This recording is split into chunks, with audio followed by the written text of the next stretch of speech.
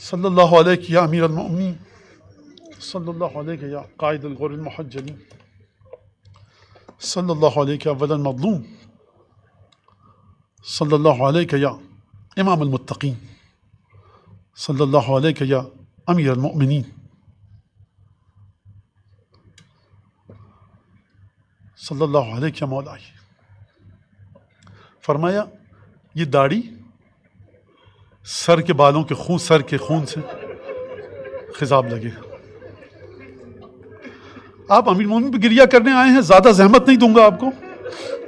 جب آپ گریہ کر رہے ہیں نا تو آپ شکر کیجئے خدا کا کہ آپ کا دل سیدہ کے دل سے متصل ہے، آپ کا دل رسول اللہ کے دل سے متصل ہے، کیونکہ رسول نے بھی علی کے مصائب کو یاد کر کے گریہ کیا ہے، سیدہ نے بھی علی کے مصائب کو یاد کر کے زندگی میں گریہ کیا ہے۔ 13ویں رمضان آئی، کہا بیٹا حسن رمضان المبارک کی کون سی تاریخ ہے؟ کہا بابا 13ویں۔ میں اپنے الفاظ میں عرض کر رہا ہوں، کہا کہ بہت جلد ہے کہ وعدہ الہی پورا ہو جائے۔ 19 رمضان سے پہلے خواب دیکھا، شہادت سے پہلے، ضربت سے پہلے رسول اللہ کو دیکھا، کہا کہ یا علی ہم تمہارا انتظار کر رہے ہیں، جلد آؤ، وعدے کا وقت نزدیک۔ کہا کہ یا علی بہت دکھ اٹھائے، بہت تکلیفیں دیکھی، دعا کرو۔ کہا یا رسول اللہ آپ کی امت نے مجھے بڑے غم دیے۔ آپ علی بن ابی طالب کی ضربت کی عزاداری کرنے آئے ہیں نا، کہ آج علی شہادت کی طرف جا رہے ہیں۔ میں یہ کہوں گا کہ علی اس دن شہید ہو گئے تھے جب رسول کو اپنے ہاتھوں سے دفنایا، اور جو بچی ہوئی رمق تھی اس دن ختم ہو گئی تھی جب سیدہ کے زخمی بدن کو قبر میں رکھا تھا اور روضہ رسول کا رخ کر کے کہا تھا یا رسول اللہ قل عن صفیتک صبری، یا علی اب علی کے دل میں صبر کی طاقت نہیں۔ هذه مصیبت لا عزاء لها، یا رسول اللہ اب علی کا زخم بھر نہ پائے گا۔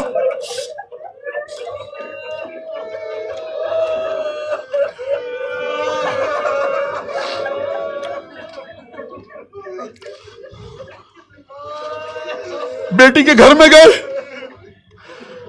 سحری تھی یا افطاری مجھے نہیں پتا، جو کی روٹی اٹھائی، 2 لقمے کھائے، ذرا سا نمک تناول فرمایا، کہا بابا مزید کچھ اور لیجئے۔ کہا میں چاہتا ہوں اپنے رب سے جب ملاقات کروں تو شکم سیر ملاقات نہ کروں۔ اب آپ مجھے بتائیے یہ سن کر بیٹی کے دل کی کیا حالت ہوئی ہوگی۔ ایک دفعہ آگے بڑھے، روایت نقل ہے، بطخیں دوڑتی ہوئی آئیں، امیر المومنین کا راستہ روکا، فشد میزرہ، اپنی کمر کے پٹکے کو کس کر باندھا، ابا کے دامن کو شاید سمیٹا ہو، کہا کہ دیکھو میرے بعد ان کا خیال رکھنا، ان آوازوں کے بہت جلد بعد نہوں کی آوازیں آئیں گی۔ بس ایک دفعہ مسجد کی جانب گئے، مسجد کی جانب جب گئے اس ملعون کو اٹھایا، کہا کہ جو ارادہ تو کر کے آیا ہے اگر وہ واقع ہو جائے زمین اور آسمان پر لرزہ طاری ہوگا۔ آپ کو یاد ہے نا، مدینہ ہے، رسول خدا منبر پر تشریف فرما شاید ہیں، خطبہ دے رہے ہیں، فرمایا یا علی کانی بیکا، یا علی 19 رمضان کو میں تیرے پاس مسجد کوفہ کی محراب میں ہوں گا کہ جب تیرے سر پر اشقل آخرین ضرب لگائے گا۔ ایک دفعہ علی ابن ابی طالب نے نافلے کی نیت کی، یہ ملعون اٹھا، تلوار اٹھائی، ضربت لگائی اسی جگہ پر کہ جہاں عمرو بن عبد ود کی ضربت تھی، ایک دفعہ تیورا کر زمین پر گر پڑے،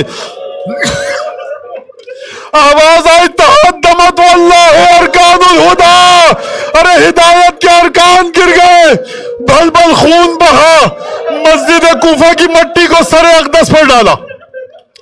آپ جانتے ہیں کہ سورہ کی تلاوت کر رہے تھے جناب امیر، سورہ انبیاء کی تلاوت کر رہے تھے. اس کا مطلب تھا کہ جب ضربت لگی ہے نا، آدم سے لے کر خاتم تک تمام انبیاء مسجد کوفہ میں موجود تھے. ایک دفعہ علی تیورا کر زمین پر گرے، مٹی اٹھائی، زخم پر ڈالی، فزت ورب الکعبہ بسم اللہ وباللہ وفی سبیل اللہ وعلی ملت رسول اللہ کہتے جاتے ہیں، مٹی کو زخم پر ڈالتے جاتے ہیں. ایک دفعہ اصحاب آئے، علی کو اٹھایا، علی کو اٹھا کے چٹائی میں رکھا، چٹائی لے کر اصحاب چڑھے. یقیناً صحابی یہ کہہ رہے ہوں گے دیکھو روزے کا عالم ہے، دھیمے سے اٹھانا، ذرا دھیرے سے اٹھانا، تکلیف نہ ہو، آرام آرام سے چلو، گھر تک لے کے جاؤ. کسی صحابی نے شاید یہ کہا ہو کہ دیکھو گھر میں ابھی بہویں آئیں گی، بیٹیاں آئیں گی، زخم نہ دیکھیں، داڑھی خون آلود ہے، چہرے پر خون بہ رہا ہے، علی ابن ابی طالب چٹائی پر ہے. میں کہوں گا یا علی آپ کتنے خوش قسمت ہیں.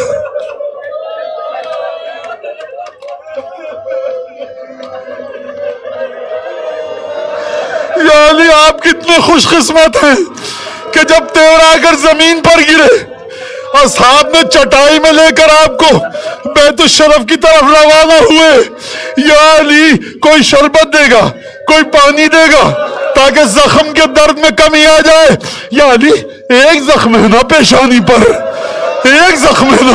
یا علی ہماری جانیں فدا ہوں، آپ کا حسین جب گھوڑے سے گرا تھا نا تو بدن میں تیر پیوست تھے، گلا خشک تھا، کوئی نہ تھا جو فریاد